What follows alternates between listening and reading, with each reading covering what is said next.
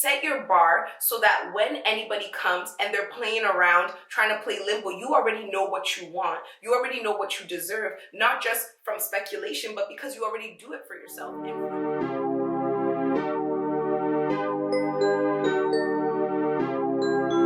Hey friend, welcome to my channel. And if you're a returning subscriber, welcome back.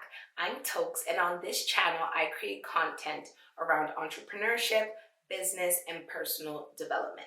Today, I want to talk to you about what I did for Valentine's Day. I got myself custom jewelry that means so much to me. The messages on each piece mean the world to me, and I want to talk to you about why it's important to be your own lover, to take care of yourself and do the things for yourself that make you feel good, that make you feel right, and not necessarily always be here waiting for other people to do it for you. Sometime last year, in the middle of the year, I decided that I wanted to get myself jewelry.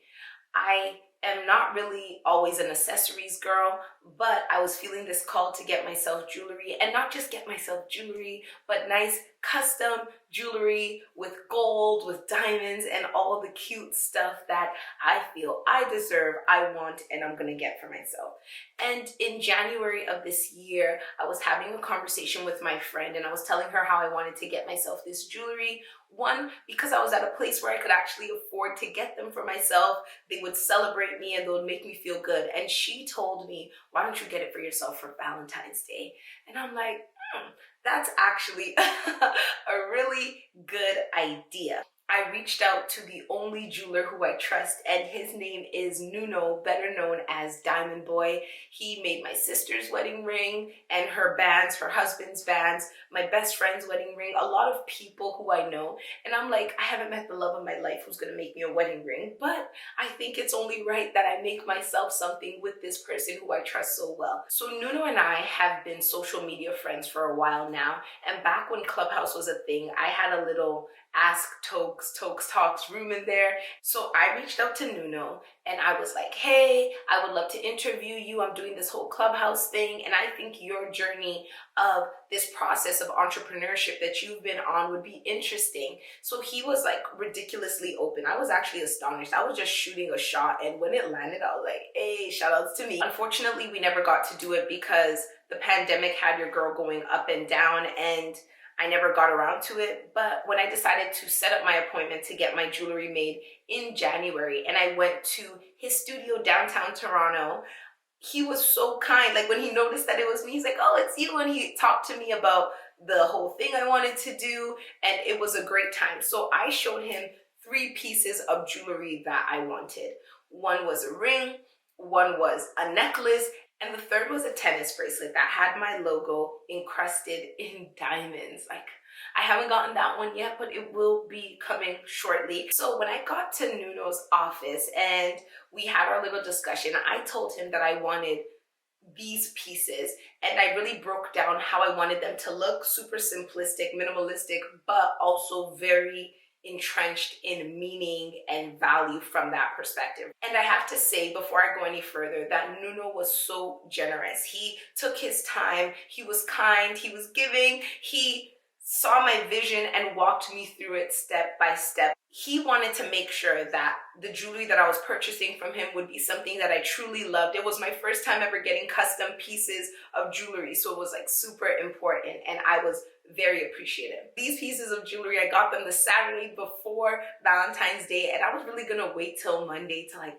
open them up and do all of that. But when I saw them, I loved them way too much, and I wore them that same night. Part of being your own Valentine is making the rules and deciding when you wanna do what you wanna do. The first piece of jewelry I got was a necklace. I have it on right now, but you probably can't see it clearly, so I'm going to be inserting it either here or here for you to take a better look at it. And what the necklace says is light and salt. So instead of the and sign, I put a cross because it has a very deep spiritual meaning to it. And beside the light, there is a yellow diamond, and beside the salt, there is a white diamond, because light is usually yellow and salt is white. And I wanted to not just have the bling and the gold and the message, but I wanted it to be very cohesive, very cute, and my first time really getting diamonds in my life. I thought that this would be the perfect thing to put on a necklace because it's going to be a constant reminder of who I am, what I should be, and what I represent when I step out into the world, when I interact with people, and when I'm just generally who I am. So I'm going to read you the scriptures. It's from Matthew 5:13 to 16. You are the salt of the earth. But if the salt loses its saltiness, how can it be made salty again? It's no longer good for anything except to be thrown out and trampled underfoot. You are the light of the world, a town built on a hill that cannot be hidden. Neither do people light a lamp and put it under a table. Instead, they put it on its stand, and it gives light to everyone in the house. In the same way, let your light shine before others, that they may see your good deeds and glorify your Father in heaven. When I am in the world, I like to remember the fact that I am light and I am salt. When you are salt, you are flavor. Like, have you ever had a meal that was seasoned, like you had the garlic, the onion, all of that stuff in it, but you don't have salt? No matter how much other spice there is, you need that salt. And when we think of ourselves as the salt of the earth, that means that we're meant to bring flavor, we're meant to bring dynamics, we're meant to be that little extra over top of whatever situation we're in, right? There could be a team already working and flourishing, but when you enter and you're salt, you take all of those other spices and you level it up to where it should be. And if you walk around considering yourself the salt of the earth, there's a certain way you have to move. There are certain things you have to do. There are ways that you have to represent yourself because you know that the calling on your life is so big and that it has an impact on not just yourself, but everybody else, right? And in the scripture, the way it says that, what can you do with salt when it's not salty? Like when it loses its saltiness. You don't want to lose your saltiness. You don't want to lose your spice. You don't want to lose your vim because those are the things that make you special. And without it, you're not going to be reaching your full potential and impacting people in the way that you should. And the second part is light. Light is so important, right? You are the light of the world, a city set upon a hill that cannot be hidden. When you understand and you consider yourself to be light, you know that every single place you walk into is warmer because your presence is there. There is something about you. There's this energy about you that not just brightens yourself, but it also brightens the mood. And like in the scripture, how it says that if you had a lamp, you wouldn't cover it. And some of us are walking around covering our light and minimizing ourselves because we're shy. But the thing about light is that it doesn't just glow to us, and it's not just for us, but it's for the people around us. So every time I walk into a room, every time I meet new people, I like to remember that I am light and I am salt, and I like to move from that place. So when I get somewhere, I expect my warmness to radiate the room. I expect it to be felt by other people. I expect people to understand me and feel drawn to me because I am being a good representative or a good steward of these gifts and blessings that were bestowed on me and bestowed on each and every single one of us. If you don't know your salt and you're walking around looking at situations and feeling powerless and saying this needs a little extra, not realizing that you're the little extra that it needs, you're doing yourself and you're doing others a disservice. And in the same way, if you're in a situation and you're like, oh, this is so like bleak, it's not bright, we need more hope, we need more light, and you're sitting around waiting for somebody else to do it, you're still doing yourself and others a disservice because you yourself are the light that should be brought to the situations that you're in. So you hold this power within yourself. And I guess that's why I also really like it, because you are not just a passive participant in your life. You have certain things that you have power over that you can bring to the table instead of just waiting for other people to do things for you, to justify you and all of that stuff. You yourself are light and salt. The second thing I got for Valentine's Day from Nuno was a ring. So this ring, I have it on, but I will post a video of me spinning it around up there or up there.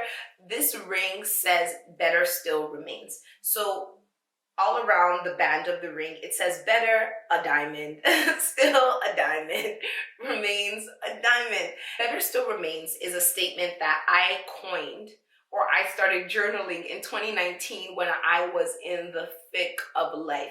I was depressed, I was sad, and honestly speaking, I was losing hope. And one of these days where I was journaling and just trying to figure out my life and trying to write these things out of my head so that I could have room in my head for a little bit more progress and positivity, this statement came to my head and I wrote it down, and I just wrote, "Better still remains." And then I pondered on it and I was like, what exactly does this mean? And to me, it just meant that there is always hope. Was your heart broken today? Trust that better still remains. So that means that tomorrow there's going to be something better for you. I started saying this about any and everything. Someone would hurt my feelings, like, better still remains. I'd be a little bit broke, better still remains. Someone would irk me, better still remains. And it became a pillar of hope for me. Anytime I would look at a situation, that situation would never be final because I trusted that better still remained. And that was enough for me to keep pushing through and pushing past whatever it is that I was going through. So I thought that this was only right that I put this on the first diamond ring that will ever be on my fingers. It's on my pointer finger, so it's something that's very versatile. It can also fit on my middle finger, so it's simple and small enough that I could wear it every single day. And it's also just a little reminder that I'm always on my way to something better. These two pieces of jewelry, not only do they represent what they represent, as in their literal and metaphorical meanings, but what they also represent is a shift in mentality. I am no longer that person who waits around for people to do things for me that I want to do for myself. I'm becoming a woman who, when I want joy, I do not put my joy into the hands of somebody else waiting for them, right? I could have wallowed and been like, oh, another single Valentine's Day with no Valentine who's gonna get me flowers, who's gonna treat me right or make me feel happy. But instead, I took my power back and I decided that if this is something I want, if it will bring me joy, why am I waiting for somebody else to do that? I have the power. Thank God I have the financial ability as well to be able to afford to do these things for myself and make myself feel good. So I want to set the standard for the life that I want to live so that when I meet somebody who's joining me, they don't become my world or my pillar. They just meet me where I am and we partner together accordingly. And I think that a lot of times why we get down is because we don't do this. Instead, we wallow in the fact, we get discouraged by the fact that there isn't someone doing these things that we want to do, and we sit in that a little too long instead of taking back our power. Set your bar so that when anybody comes and they're playing around, trying to play limbo, you already know what you want. You already know what you deserve, not just from speculation, but because you already do it for yourself. And from that place, people will have no choice but to meet you where you are. Set your own bar, set your own standards so that when anybody comes into your life with something that seemingly seems good, you'll be able to notice whether or not it is good for you because you already know what you like, you already know what's good for you, and you already know what feels good. Instead of being in that situation where you end up meeting somebody and they do something that kind of seems okay, but because you don't even know what feels good to you, what feels right to you, what makes you feel loved, what makes you feel seen, what's important to you, you accept it because sometimes being around someone is better than being alone. But what happens in these situations is that time goes by, maybe 5 months, and then you start to realize you're not satisfied, and then you get the clarity of, okay, this is really what I want, this is what's important to me. Whereas if you had set those standards for yourself in the beginning, you would have been able to weed out these people without wasting a moment of your time because you already know what your success looks like. You know what feeling good looks like. You know how to take care of yourself. Somebody is not going to come and shine your eye with something tiny that you've never seen before because you already do those things for yourself. I'm not sitting here saying that I don't love to receive gifts. I do love to receive gifts. Gifts actually make me feel so special. I love when people consider me. I love when people take care of me. I love when people remember me. But why am I not offering that to myself? Why am I not seeing myself? Why are you not taking care of yourself? Why are you not remembering yourself? Instead of sitting around waiting for people to do these things for you. Like going back to light and salt again, not only are you light and salt to other people, to the areas that you're in, but you should also be light and salt to yourself. Like give yourself that little extra, be that salt, be that light, light up your own world and do these things for yourself. It's going to be great. That moment will come where you will be showered and adorned by somebody who understands your value and makes it an effort to do everything they can to ensure that you feel the value that they have for you, right? But in the meantime, it's not for you to sit around here and wait. Do the things that you love for yourself. In due time, somebody else will come and add to the equation. So it won't be like you've been ashy and dry and deprived. You will be that person who says, thank you for joining me. We've been here all along. I want to hear how you take care of yourself, or maybe even what you want to do to make yourself feel a little better. Like, what are the nice things that you've been thinking that you like? Do you like flowers?